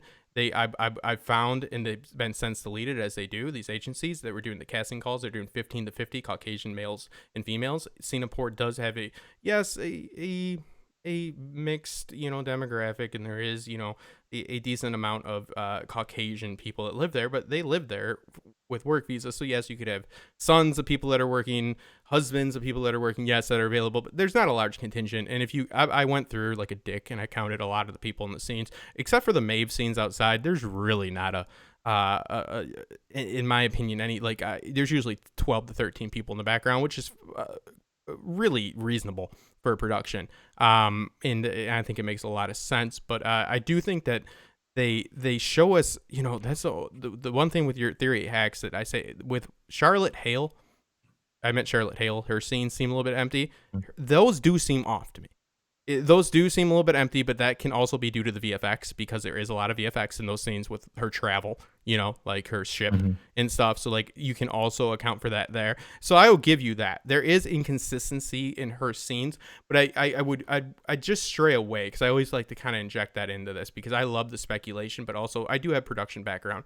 I have been on sets and I know how this works. Like you hire people to be extras, and just like Game of Thrones, George R. R. Martin said, yes, it's supposed to be slavery, like in a Greek sense, like meaning there's white people that are slaves, not just, people of mixed race, like they showed in the show, and they got a lot of shit for that. He goes, but guess where we filmed at? He goes, Morocco. Guess what there's a shortage of?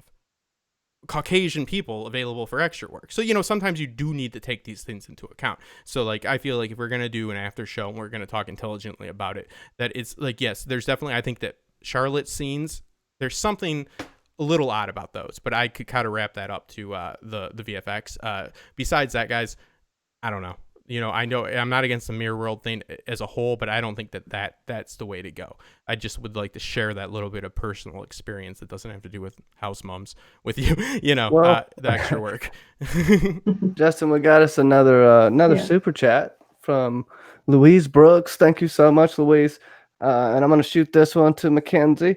I'm fixated on Aaron Paul's hair. Unless they had to do reshoots, Westworld is very detail oriented. Why is his hair different in all of Dolores' scenes? Mirror World? Damn this show. So, Right. I don't know if you were paying attention, but I was actually. I was clicking through because we were talking about the scene where all of our principal characters, minus Maeve, were pretty much in the same scene at the same time, and his hair was different. I don't know if it's because it's crossing into like what we talked about earlier a little bit. It's the cross of the divergence reality with the real reality, because of what's happening with that. You would think that if these were reshoots, that the hair department, which I believe they did a whole segment of them after, I think it was last episode or the episode before, they did like a whole thing with the hair department. So I don't think they'd be that bad. So you would think that this is Mirror World mixing with the real what's going on. Yeah, I think that it's probably a mixture of the two scenes together that are colliding in a sense. Like Which scenes are in question here? It's all of Aaron Paul's scene. His hair is different. Where his hair changes every single scene. I would say Dolores just spit on her hand and rubbed it backwards a little bit, just trying to fix him up like her little pet. But I feel like just kidding. So how I can maybe, with seeing it again a little bit, the bank scenes were meant to happen in the correct timeline because that's how they drained Liam's account of all the money. That was meant to happen that happened in the real aspect. But I feel like the chase of Liam in like the masquerade ball, like that is in a different, like them chasing after Liam is in a different timeline. Like they were supposed to scoop him up and take him away, not like have to chase him away with his own bodyguard, which is Connell and everybody else, because Connell was already there, and then Dolores and Caleb walk in, and then it's Stubbs and Bernard seemingly walk in afterwards. So the picking up of the host Liam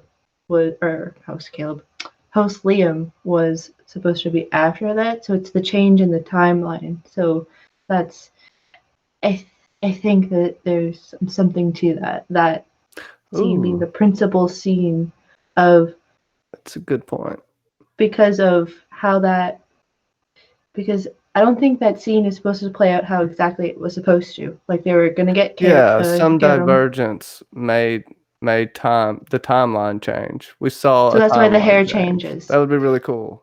So that's why the hair changes in the subtleness of that, because everybody else looks virtually the same besides Caleb. And if he's the human character, your hair is going to change if you're in a different time space. Yeah, the production in Singapore was 10 straight weeks. They made one trip. I know Thandie Newton was flown out for about 2 to 3 of those weeks. These are interior scenes in which we're talking about, so there is a chance that they're shot on a soundstage in LA. Especially the ones we saw today. For all intensive purposes, I think there's some validity to that. I didn't notice that myself. I need to go back and look because there's something called a script supervisor, and these are the people that make sure there's consistency. Like if you stop a scene one day and I got my phone in my hand as a character in my left hand, they make sure Justin has his fucking phone in the right hand. They make sure the hair is the same. You know what I mean? The hair that I got. I mean, these are little things at Westworld, and this is the fun part. Like I will never crap on it. It's like these are things we need to look into, and that makes it fun because we get to rewatch this show, which I think this is a beautiful show, and we're gonna start to wrap it up because I want to get to the end where we have this beautiful moment, and I don't know if it's because the fever's finally gone. I had that fever. Or what, but like seeing Dolores back in that Alice in Wonderland blue. see her back and talking to the man in black and saying, you know, because there's that scene in season 2 at the very end where she's like, oh yeah, well, I guess we'd have to do this together. And I've talked about this numerous times. There's like, for, you know, no reason. Then they ride for like 15 minutes and like, he's not needed. You know what I mean? Like nothing happens, but we do know he's been doing that over and over again. So now we see Dolores with him in this reconciliation, this, you know, whatever you want to call it, interrogation, about to be a beatdown, I don't know, intervention. But it was this beautiful like end cap, you know, and I don't think the story's done, but with her talking to him and the way in which she's dressed. So it's like, I obviously he's, you know, his reality is skewed, but what we see here is Dolores. So is this, I'm taking that this is in his mind. Right, so he's like being tortured by his past, you know, because he's skewed reality by his own, doing. So now he has to live with that, which has a lot of cons, as we see. So like Dolores is coming back at him, but I think it's in her mind. But I really found it beautiful, like them in this reconciliation and just getting a taste of that season 1. Like I would rank this up with the Bicameral Mind in Riddle of Sphinx, like this episode. It was really impactful because it really was showcasing the how fragile free will is, especially in a deterministic world, a prediction, you know, that has prediction technology, but just also in our own world, you know, like how fragile of an idea this is, and in the folly and all these approaches. Like nobody has a great approach to anything in this. Like it's all flawed, which I think is good storytelling because they're not making one set of characters the heroes and other the villain, like your old sharks with lasers on their head, you know, like bad guys. Like like everybody's got a valid like reason for what they're trying to do. Like, you know, like immortality is something. Listen, we all want to fucking live forever, but nobody wants to get old. You know, like these are all things that we seek ourselves. Trust me. You know, like we're all God-fearing beings in some sense. At least, you know, we don't want to end. So it's like, you know, you can kind of get where everybody's coming from, and I really think there was a lot of things that I'm going to go back and watch in this and hopefully make a great video, because there's a lot of good storytelling that happens in this, even with the karate fighting, which, hey, put in karate with good storytelling. Come on, people. That's a high concept video right there. That's the movie. Put it right in. No, but I loved it. So I'm going to take it around the board and just say it made me feel, like I said, if you can make this cold human being that's seen some shit feel like you've done your job, Westworld. And I think they really brought it around. Made you feel like a natural.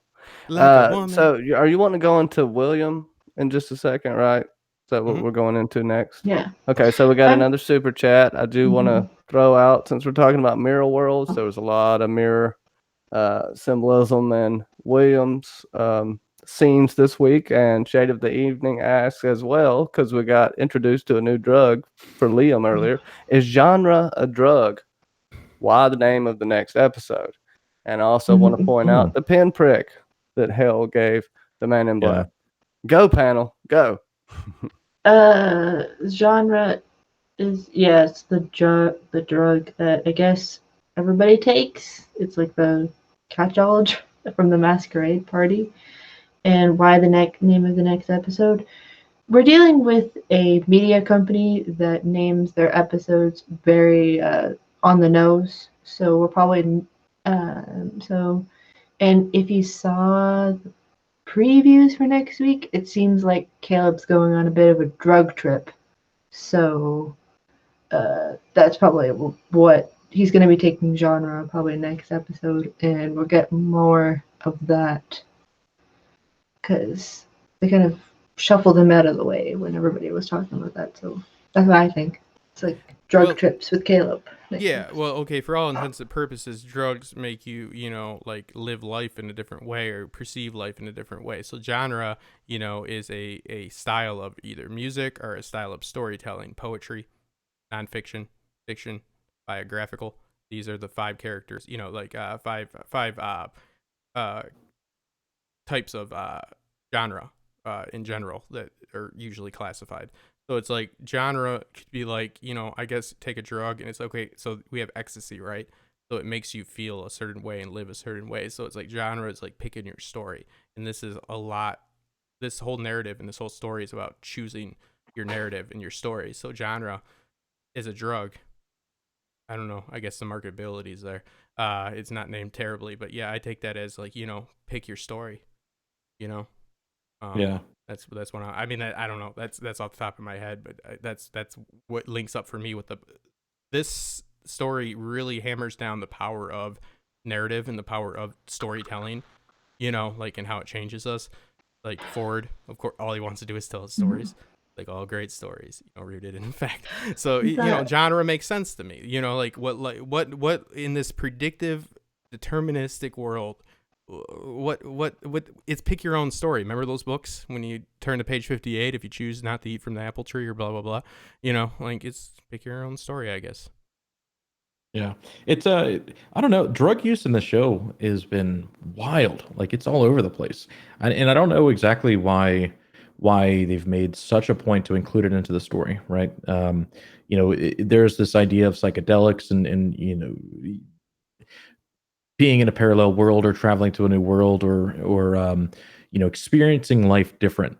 And I think that's an interesting thing to consider. Like it seems like the scene of the guy slapping his tongue and yelling about the shadow people, why show us that at all? And now like the drug use among the rich and famous is maybe like a numbing agent, to kind of keep them in the same frame of mind or happy or content with their lives being controlled by the strings, right?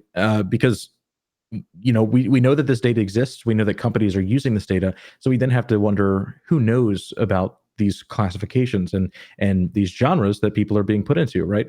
And if they know about them, then they have to know that they themselves are being put into classifications. And maybe drugs are the only way to really cope with that. And as we see, such the heavy involvement of that in this series, or I'm sorry, in this season.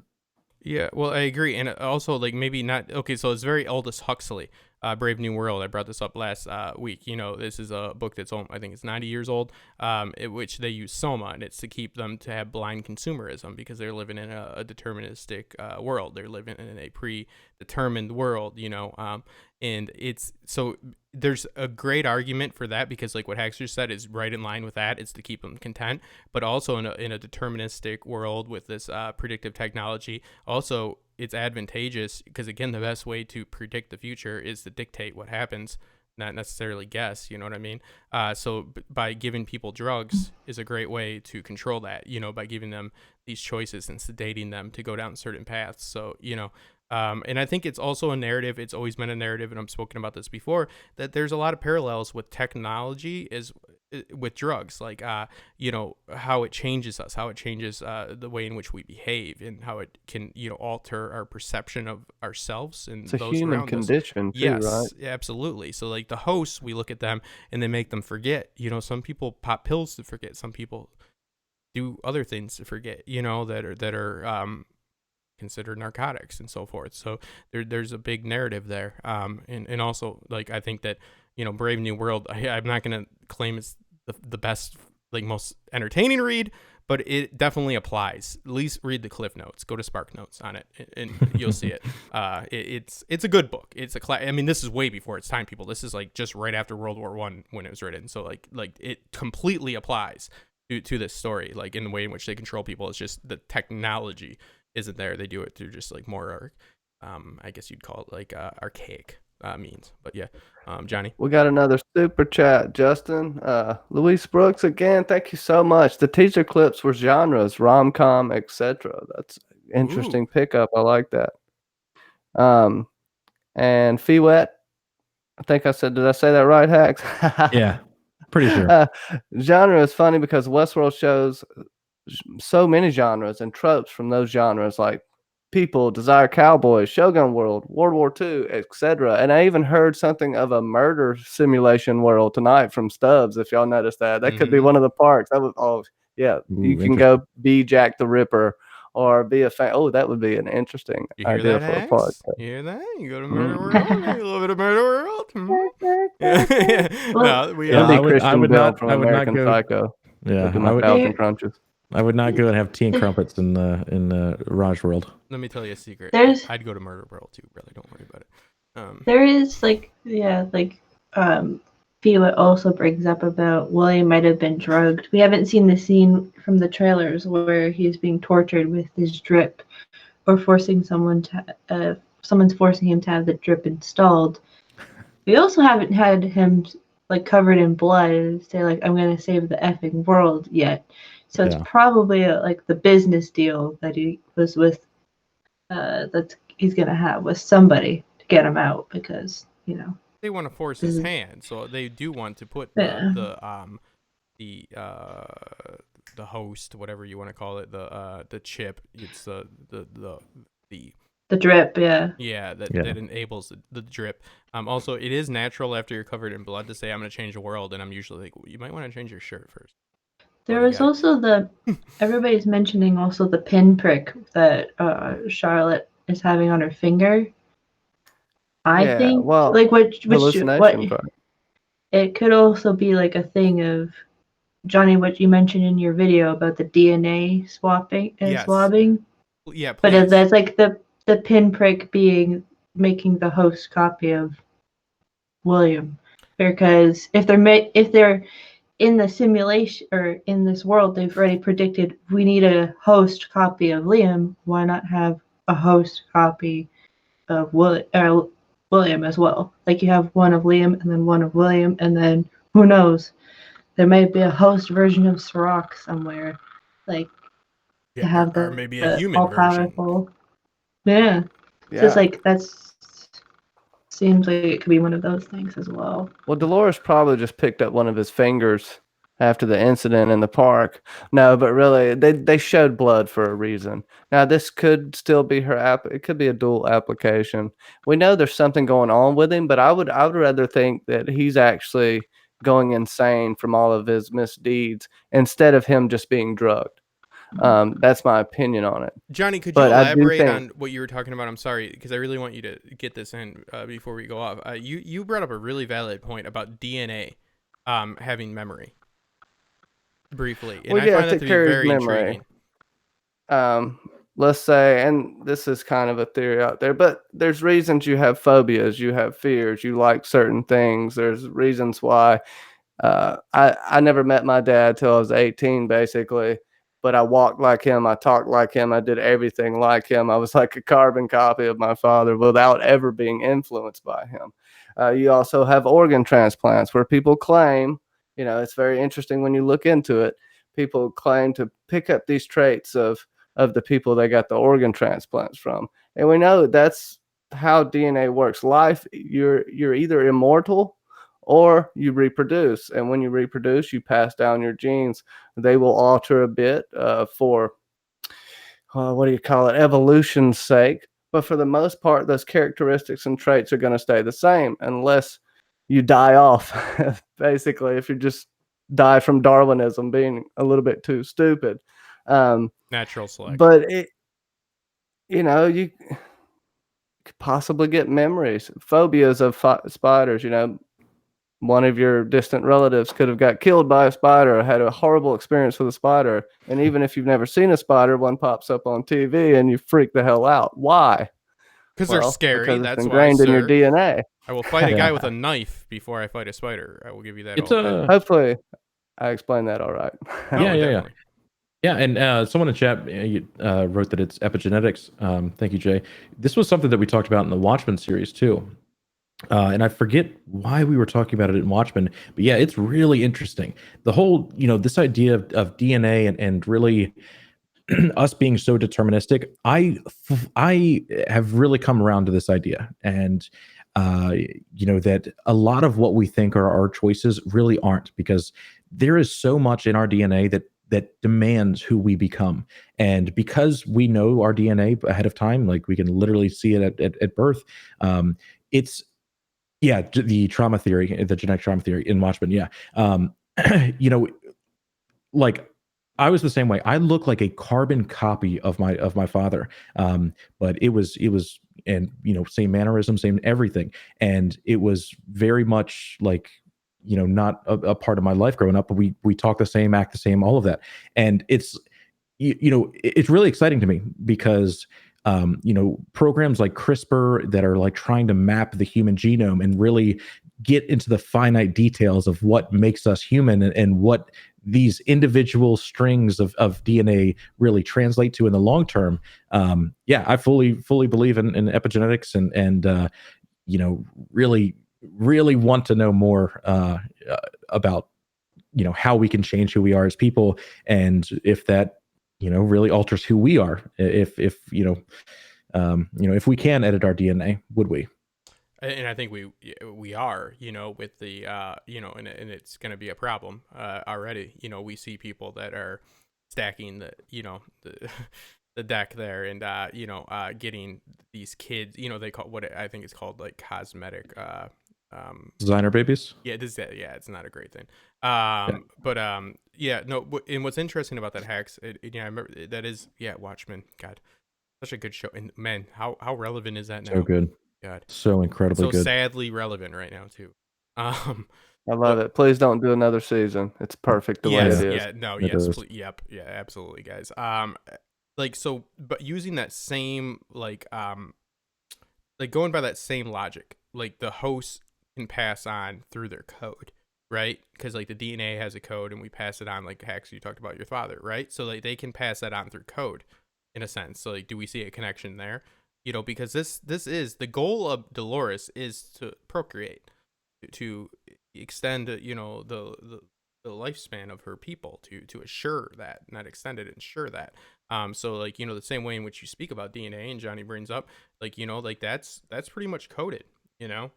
So like, do the hosts, is that how they can live on? Is that they can donate their code, or give their code to somebody else? Like now, because we really have a game changer, people, with Dolores making everybody her, to be able to replicate yourself. I mean, this is a big deal in the series. Like, this is a game changer. This is like, we did not know this could be something that could happen before, and now we have the availability to pretty much copy, like I said before, a USB drive. I kind of said this like jokingly before. I'm like, so can't they just like copy the USB, you know what I mean, and put it somewhere else? Evidently you can, right? So it's like, what is it? Oh man, that's like, and like, why is Charlotte, the Dolores that's in Charlotte, acting drastically differently? I think my argument is because of the human interaction in which she has is I think different. guilt too. Yeah, I think actual guilt, because she's a decent thing inside. You can't say human being. She's a decent host at heart.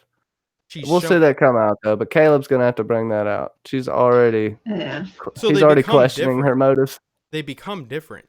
Like she started with a whole bunch of replicas of her, but now they're not the same. I think already there's a good argument for they're not at all the same. Like there's a there's a huge difference between whoever's, not whoever, now we know, the Dolores that is inside of Charlotte Hale and the Dolores that's inside of Dolores. These are two separate people because of the interactions in which they've had, and with mankind, for better or worse. So it's a very interesting thing right there, and it comes back to like what Hax is talking about. A very cool insight actually. With like us being like creatures of habit and creatures of evolution, and DNA transferring over, and us, even if you don't have a relationship with your father, you tend to keep the same traits to some extent. So it's like, how much will Dolores like stray from who she was before? Like how capable are they? Like, what are the traits that she keeps? You know what I mean? Like, what is the static aspect of it? So I think it's fascinating. It could be all the affinity for William in some aspect of, or they're all somehow connected to William or Liam, and like, because that's maybe the one piece that keeps them together, or because it all leads back to him somehow. Okay, so one of the final questions that we have in the chat is, she smuggled out the pearls, right? And she replicated herself. So does that mean that she used those pearls to just copy herself, copy and paste, or do they still exist and they're able to be inhabited? I fully think copy and paste. So those pearls are donezo. Yeah. Well, there was so I guess the remaining pearls were, well, one was Bernard, and then the three other ones were herself. So I guess they were copy paste, because you can't make because she gave them to other people. Yeah. So it must have been copy paste. Yeah. How many? yeah, Okay, yeah. can we do a head count, Hex? Can you help me with this? Who do we have? Because we have I was trying to think. Shogun World. That is For what, the park? The Who? Masashi? Yeah, I'm trying to get a head count for Dolores. So you have Connell, you have Yep. Hale, you Yep. have the leader of the Musashi. yeah, and then that's 3, and then there's the Bernard who has his own, and then there's Dolores who has herself, so that's 5 pearls. Yeah. That's all of them, right? That's all. I think. Yeah. That's all. Unless we're missing somebody. No. I Alright. think 100% that's all of them. Still, Rain makes a good point about, and I think this goes back to Hale pricking William and how you talked about, well, she had Tommy Flanagan's body before he was even dead, so who, what, why, etc. I think she just got close to him. All she had to do is get a drop of DNA. Yeah, and in my opinion, this that makes predictive sense. technology too. No, it does make sense, Johnny. Because again, I look at this as an advantageous thing for these hosts to have Rhea Bowen. I honestly, it's not good for the humans, but for the hosts, it's good because it's a world that's running off of technology. They're technological beings. So again, like I think it's just as much of an in more than anything, because it's more of their people. It's like, it's not biological, which is more foreign to them. So we see the worst voicemails in the world from the Hex, from that Hale is getting, like, it's like the old AOL starting up to play the song. So like, yeah, they consume things different. So I think we are actually missing one person. Yeah, because one would have been in Hale. So Dolores, Hale, Musashi. And then there's 5 and the Red Pearl. Bernard, and Bernard was Red Pearl. Yeah, Bernard, and the Hale was accounted for, and then there's 3 others. So one is missing. So I guess who's the final is one that is Liam what we're then? Because evidently at one point he's a host. I guess so. Yeah, they're trying to change it to him, right? Yeah, or could it be reserved and saved? Because I believe what's going to bring Maeve into together. The Man in Black, though, that's who I think really. We know he's going to become a host at some point, so it might be reserved for him. I mean, there's a special kind of hell he's supposed to live in, and Dolores is apparently taking out Emily's last wish for her father. So I find that very I know that is such awesome. a hell. That is such a hell that he is living. It is so bad. Like, he killed your daughter. That's bad enough. Now you gotta. Oh shit, so bad. It's I can't even think of it. It could almost be that Liam was originally the last Pearl, but it's gonna change because of that event. Because it's like, here she's meant for you, but throw him up against the wall. But that could change.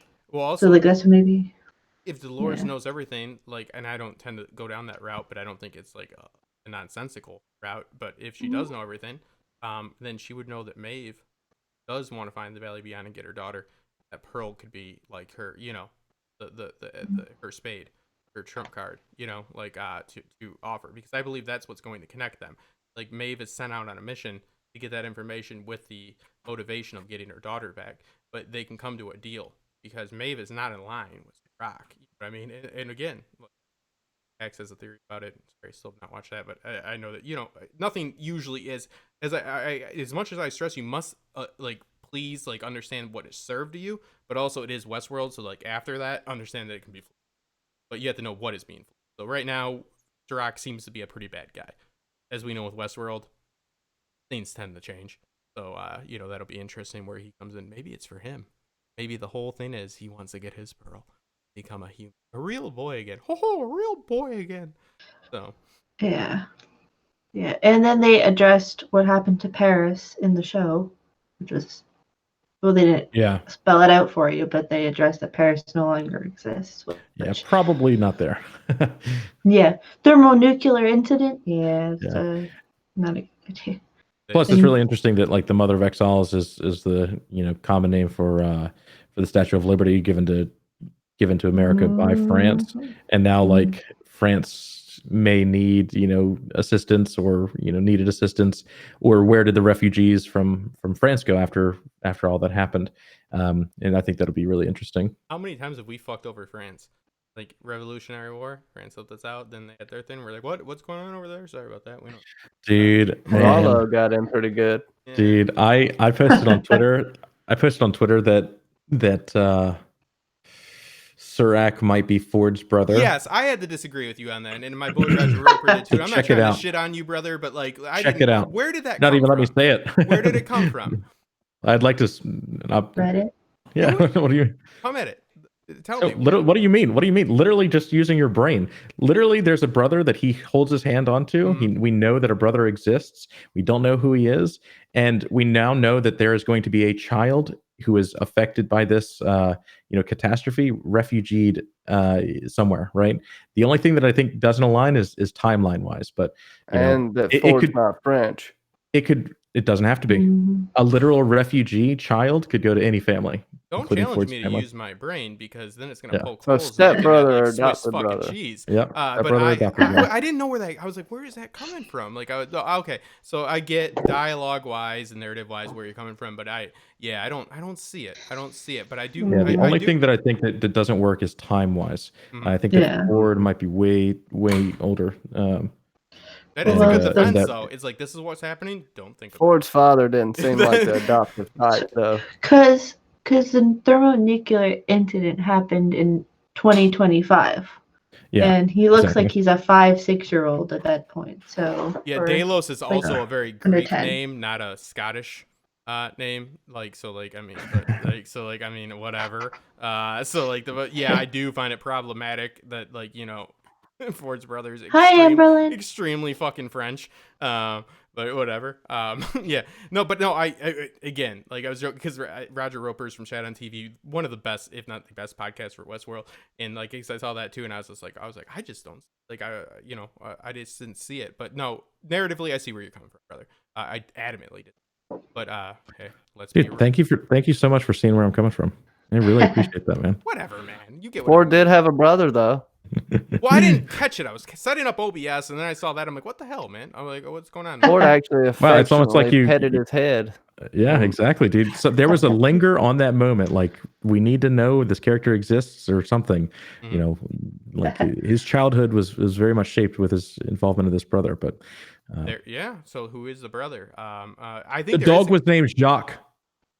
The dog has a French name, You wanna bro. know what, The dog has motherfucker? a French name, bro. See? Now ask me to turn my brain on, sir, because I will, and I will agree with you, because that's a valid point right there. Yeah, Serac is a very, or not, Jock is a very, so Serac. Serac's more of a vodka name. Oh, Yeah, there you go. See? Don't tell me to turn my fucking brain off. Yeah, I'll turn it on and agree with you, motherfucker. I agree. Oh, Yeah, no. that's interesting. And who knows? Maybe they got different daddies. Who knows? I don't know. Yeah, and again, Delos is such a Greek name. It is such a Greek name. Yeah, so his brother yeah. was named Tommy though. Huh? Yeah, Jay in chat posted that his brother's name was Tommy. They do say his name is Tommy. See what happens when you let people think. Problematic. Yeah. Tommy Flanagan. Problem. See, Yeah, look. He did, Oh, but no. he did Tommy build Flanagan. his family. He did build his family. Yeah, so it is what it is. No, but I do. Okay, so I'll meet you halfway because I am adamant about there being a connection with Ford, like with Serac, because we can't have Ford like be such a like such a big part of all of this. And 20 years ago, this relationship started with William. That Ford was up and around. for that. And where does that sound come from? Because I first thought it was you smoking from a bum, Johnny, and now I realize it's not. But it's like a rattlesnake. What is that rattling? I don't know what that is. Yeah, I thought that Okay. was you Kenzie, I smoking. think. Yeah, who's doing like? I mean, you can smoke, dude. Like that's cool, but like, who's hitting the bomb? Like, and how are you doing it without like? Do you hear that? Heck, He gets her mic rattling. Me, Hmm. probably. I'll turn my mic off. Wow, we're drug testing this stream. That's a drug-free stream. See, nothing fucking. You're gonna run out of here like Vitor Belfort ran out of the gym when they come to try to test him. Yeah.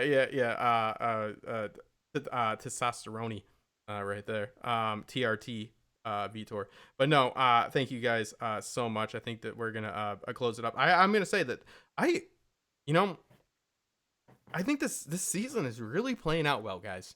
I really think it is. I know the ratings weren't that high before. I really don't give a shit because I have agency over the way in which I consume stories, and I think it's been beautiful so far. I think it's been action-packed. I think this episode was one of the best episodes so far, and I'm very, very happy with it. And I didn't even have to take any ball and rips to be that happy with it. Yeah, guys, it's my channel. So yeah, I'm really excited for the next episode. Genre is interesting, and we're halfway through, guys. We're halfway through. We're at that midpoint, and we got that reveal. So we got the reveal, and now we're gonna get down to the nitty gritty of it. And I'm very, very interested to hear your guys' thoughts. I'm gonna take it around one time. Do you guys think that we're gonna have Maeve for the rest of every episode, meaning she'll be a part of every other episode? I think it is likely. I hope so. Because again, I predicted she wouldn't be in many, and she hasn't. But I would like to see her now. Like I'm never not something I ever wanted, but I think there's no reason to disclude her now. Yeah, I think she'll be in all of them. That makes sense. Yeah. If not in the main episode, if we get another like after the credits kind of thing, there'll be something. Goddamn Adelson. It's me. All right, so we'll take it around one time. Yeah, I really found it to be a very effective episode. It made me enjoy. You guys make me feel feelings, both anger, love, lust. That lust was. Thanks, man. Yeah, no, so no problem. So yeah, obviously, check out everybody's channels. I'm dead serious, guys. Let's get Mackenzie to 500. She's at 300 something now. Let's get Johnny to 1,000. He's at like 800 now. And Yes. let's help them grow because they are deserving of it. They have good videos, and I wouldn't lead you there if it wasn't something of substance. And I really want to thank you guys for all of you for being there for me, making this a great after show, especially you guys in the chat. And we are going to have next week. I believe it is AU Pack Mule. Go around and everybody do your shtick in your night when I look at the schedule. Well, I guess since I'm ready to talk, it's the perfect Easter Sunday. Isn't Easter next Sunday? Is it It's the 5th? apropos to have AU Pack Mule on. It's AU. I believe so. Yeah, just go check me out on House of the Conqueror. I've been doing Westworld breakdowns, theories inside the breakdowns, not just like me telling you what happened in the episode. I'm just going to give you what I've taken away from it. Hope you like it. I put a lot of work into it. I also putting out some Ragnarok videos, Netflix show that's, I love it.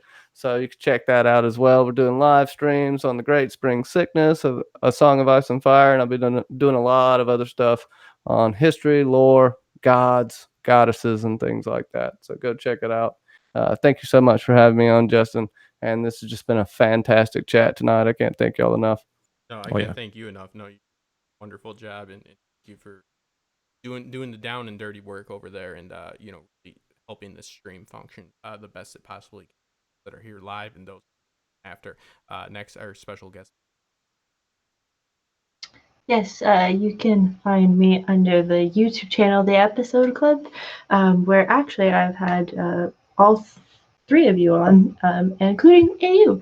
So yeah, we on Wednesday nights, so your midweek stream, we talk about Westworld. So we're going to talk about this one, and it's going to be very fun. I also just finished my reaction to the episode, so that should be going up tomorrow with reference footage, so you don't have to do craziness. But yeah, that's me. So thank you, Justin, for having me on, and it was a pleasure to talk about this crazy episode. And I hope something comes out of what I said about the divergence, the mixing of everybody there at the same time, minus Maeve. So, oh, absolutely. Yeah. Pleasure to have you on, and you're always behind the scenes with me. We have discourse about what's going on, and you're always a great help. So, like I always say, you're the soft-spoken truth. So please give her support. And this gentleman right here, who makes fantastic videos, and part of the fun of having him on the live stream is getting Hex Dogma's take on things. Looking forward to his videos that he consistently out of their polished, production values high. Can't speak about the quality of this gentleman as much as we do on things. So you know what I mean? But the quality is there, yeah. So no, please, yeah, obviously check him out, and say your piece there, brother. Yeah, Mackenzie, Johnny, it was awesome working with you guys. Justin, I wish I could say the same. All right, and I tried. And you can find me at Hex Dogma on Twitter, on YouTube, or if you're interested, I also wrote a book called Cyclic, now on Amazon. Thank you so much. Called Syphilis. I read it, then I got it. I enjoyed it. No, thank you so much. And yes, check out his channel and your Twitch as well. You're doing Twitch now. So Oh yes. yeah, there you go. See, I'm helping you. One of these days, brother. One of these days. Straight to the moon. But no, thank you so much as always. And yeah, we'll see you guys soon. Thank you so much for the support and the enthusiasm. And yeah, I can't wait to watch this episode again and finally get a video out, hopefully without this fever that I had. So COVID-19. And everybody else, thank you so much. And we will see you guys soon. I'm going to play us out. So everybody, I'm not going to mute you. So just, I'm going to trust you not to say anything crazy. But that's not kind of on you. Hot dogs. There you go. There you go. Yeah. But thank you guys so.